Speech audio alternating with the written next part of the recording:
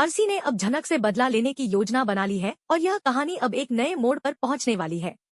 जब अरसी को यह पता चलता है कि झनक को सभी लोग बहुत ज्यादा पसंद करने लगे हैं और साथ ही उसकी माँ सृष्टि झनक और अनिरुद्ध को एक साथ देखना चाहती है, तो अरसी का गुस्सा और भी बढ़ जाता है।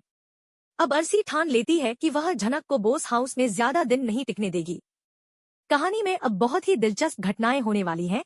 जब अरसी किसी दिन देखती है कि घर में कोई नहीं है, वह मौका पाकर झनक को कहीं बाहर ले जाती है और उसे सुनसान जगह पर लेकर जाती है। यह वही समय होता है जब अरसी झनक के ऊपर जानलेवा हमला करने की योजना बनाती है। झनक इस स्थिति को देख हैरान हो जाती है और उसे समझ में नहीं आता कि अरसी क्यों ऐसा कर रही है। झनक घबराते हुए अरसी से पूछती है, आप ऐसा क्यों कर रही हो?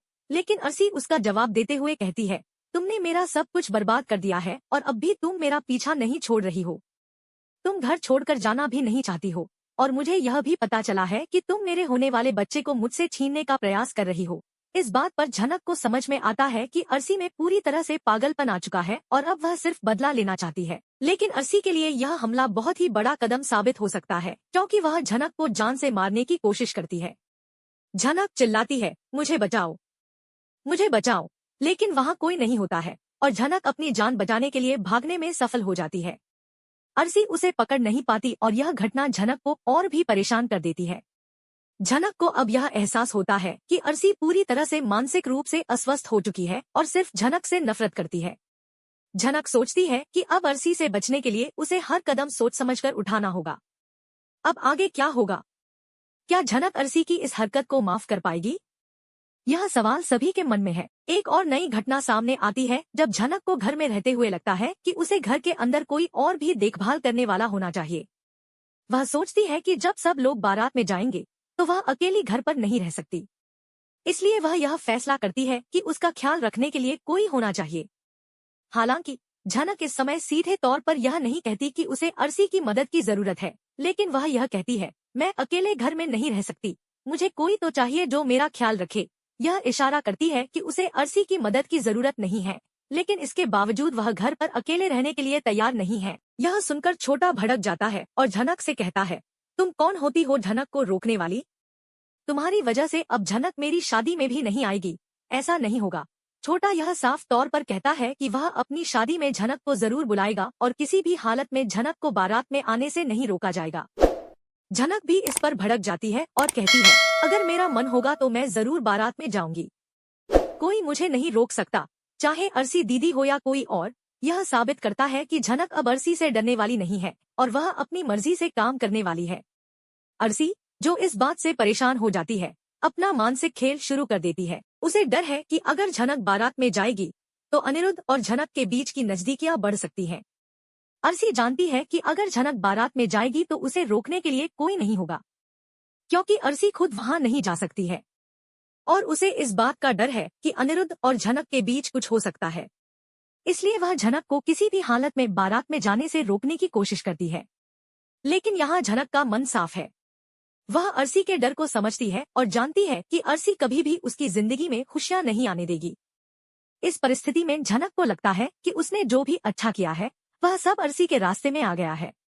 अब उसे अपनी जिंदगी के निर्णय खुद ही लेने होंगे।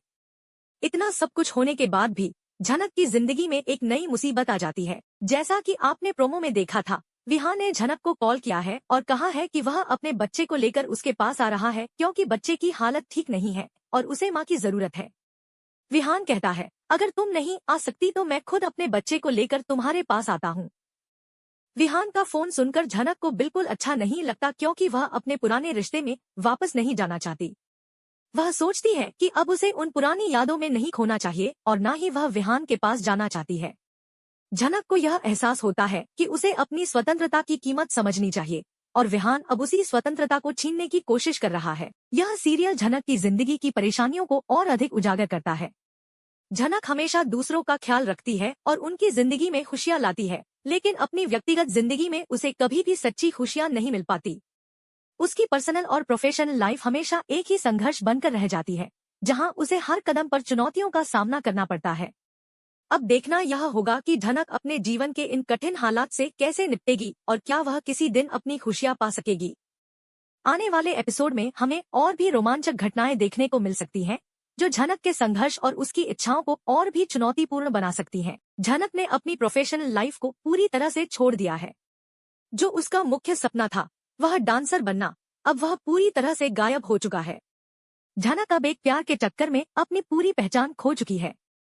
पहले उसका जीवन जो एक लक्ष्य और उद्देश्य से भरा हुआ था, अब वह सिर्फ एक घरेलू महिला बनकर रह गई है। उसकी पहचान अब एक मेड के रूप में बन चुकी है। झनक अपने पूरे जीवन में कभी भी अपने लिए कुछ नहीं करती, वह हमेशा दूसरों के लिए जीती है। वह अपने व्यक्तिगत सपनों और इच्छाओं को भूल चुकी है। उसे लगता है कि वह अपनी स्थिति के साथ खुश है, जबकि असल में वह खुद को इस तरह की जिंदगी में खो चुकी है। झनक को लगता है कि वह दूसरों का ख्याल रखकर अच्छा कर रही है, लेकिन इसके साथ साथ वह अपनी स्वतंत्रता और अपने भविष्य को भी खो रही है। हालांकि झनक के पास अब किसी भी चीज को करने की पूरी स्वतंत्रता है, लेकिन वह फिर भी किसी एक दिशा में आगे बढ़ने की कोशिश नहीं कर रही है। लोगों का समर्थन उसे मिलता है, लेकिन फिर भी वह अपनी वर्तमान स्थिति से बाहर नहीं निकलती। झनक का जीवन अब एक चक्रव्यूह बन चुका है, जहां वह हर किसी को संभालने और उनकी देखभाल करने में उलझी रहती है। उसकी अपनी इच्छा और आकांक्षाएं एक कोने में दबी हुई हैं। इस शो में यह दिखाया गया है कि झनक को हमेशा दूसरों की मदद करते हुए देखा जाता है, लेकिन अपनी जिंदगी के लिए वह किसी भी कदम को नहीं उठाती। अब शो में छोटू की शादी का दृश्य आने वाला है और इसमें कई सारे ट्विस्ट और धमाके होंगे। शादी के दौरान झनक की जिंदगी में कुछ नई समस्याएं आ सकती हैं। यह देखना दिलचस्प होगा कि छोटी की शादी में कौन कौन सी मुसीबतें झनक के रास्ते में आएंगी। क्या झनक अपने परिवार और रिश्तेदारों से जूझते हुए अपनी जिंदगी में आगे बढ़ने का रास्ता तलाशेगी, या फिर वह फिर से अपने पुराने जीवन में फंस जाएगी? यह सवाल दर्शकों के मन में खड़ा होता है और आगे की घटनाएं काफी रोमांचक होने वाली हैं। अब बात करते हैं सृष्टि मुखर्जी की। सृष्टि ने अचानक से अपना रुख बदल लिया है। पहले वह झनक की सबसे बड़ी दुश्मन थी, लेकिन अब वह पूरी तरह से एक अलग व्यक्ति बन चुकी है। वह झनक के लिए प्यार और दुलार दिखा रही है। सृष्टि की यह बदलती हुई मानसिकता देखकर दर्शकों को हैरानी हो रही है। सृष्टि के इस अचानक बदलाव के पीछे कुछ तो गड़बड़ है, क्योंकि जिस तरह से शो में उसका चरित्र और व्यक्तित्व दिखाया गया है, वह एक नेगेटिव पर्सनैलिटी के रूप में दिखाई गई थी। वह एक चालाक और स्वार्थी महिला थी, और अब अचानक से वह झनक के प्रति इतना प्यार दिखा रही है, तो यह कुछ तो संदिग्ध लगता है। सृष्टि का यह बदलाव सिर्फ झनक को फंसाने के लिए हो सकता है, क्योंकि वह जानती है कि झनक उसकी बातों में आकर उसे माफ कर सकती है। सृष्टि के चेहरे पर यह प्यार और ममता का मुखौटा छिपा हुआ है, और दर्शकों को लगता है कि वह झनक को एक नई चाल में फंसाना चाहती है। सृष्टि ने अपने सारे गुनाहों को धोने के लिए झनक से हाथ जोड़कर माफी मांगने का फैसला किया है। वह झनक से कहती है कि वह उसे माफ कर दे और उसके साथ चले, ताकि वह झनक से ज्यादा काम न करवाए। सृष्टि कहती है, तुमने बहुत काम किया है, अब तुम्हें माँ का प्यार और दुलार चाहिए, और मैं तुम्हें वह सब देने के लिए तैयार हूँ। मुझे बस एक मौका दो। लेकिन झनक को अच्छी तरह से पता है कि सृष्टि की इस मासूमियत के पीछे कोई साजिश हो सकती है। झनक सृष्टि को अच्छी तरह जानती है, और वह जानती है कि वह कभी भी किसी का विश्वास नहीं कर सकती। झनक हमेशा से अपने दुश्मनों को माफ करती आई है, फिर चाहे वह सृष्टि हो या कोई और, लेकिन इस बार उसे सृष्टि के आंसुओं और प्यार के पीछे छिपी हुई साजिश का अंदाजा है। वह सोचती है कि अगर वह सृष्टि को माफ कर देगी तो वह फिर से उसे अपने जाल में फंसा लेगी। झनक ने कई बार सृष्टि को माफ किया है, लेकिन अब जब सृष्टि खुद हाथ जोड़कर माफी मांग रही है, तो क्या झनक इस बार सृष्टि को माफ करेगी? क्या वह अपनी मां के साथ जाने के लिए राजी होगी, या फिर वह अपनी स्वतंत्रता और आत्मसम्मान के लिए सृष्टि से इनकार कर देगी?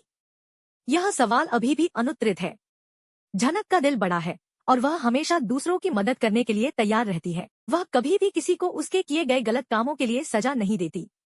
लेकिन क्या इस बार वह अपनी मां को माफ करके उसे अपने साथ ले जाएगी, या वह अपनी मां की साजिशों से बचने के लिए अपना रास्ता अलग करेगी? यह तो आने वाले एपिसोड में ही पता चलेगा। इसके अलावा झनक की जिंदगी में एक और नई चुनौती सामने आने वाली है। सृष्टि की चालें और उसकी साजिशें झनक के लिए लगातार बढ़ती जा रही हैं। सृष्टि ने पहले ही झनक को कई बार धोखा दिया है, और अब वह फिर से अपनी साजिशों के जाल में फंसा सकती है। झनक को इस बार बहुत सतर्क रहने की जरूरत है, क्योंकि सृष्टि ने पहले भी कई बार अपनी चालों से उसे फंसाया है। अब बात करते हैं अर्शी की, जो लगातार झनक को परेशान करने की योजना बना रही है। वह झनक को बार बार परेशान करने के लिए नए नए तरीके खोज रही है। अर्शी जानती है कि अगर झनक बारात में जाएगी तो उसके और अनिरुद्ध के बीच नजदीकियां बढ़ सकती हैं। इसलिए वह झनक को किसी भी हालत में बारात में जाने से रोकना चाहती है। क्या अर्सी की यह चाल सफल होगी या फिर झनक अपनी मर्जी से बारात में जाएगी? यह सवाल भी सभी के मन में है और आने वाले एपिसोड में इसका जवाब मिलेगा। तो दोस्तों, अब देखना यह होगा कि झनक अपने जीवन की इन चुनौतियों का सामना कैसे करती है। क्या वह अपने पुराने रास्ते पर वापस लौटेगी या फिर वह खुद को नए रास्ते पर ढालने की कोशिश करेगी? यह सब कुछ आने वाले एपिसोड में सामने आएगा और हम सभी को इंतजार रहेगा कि झनक का अगला कदम क्या होगा।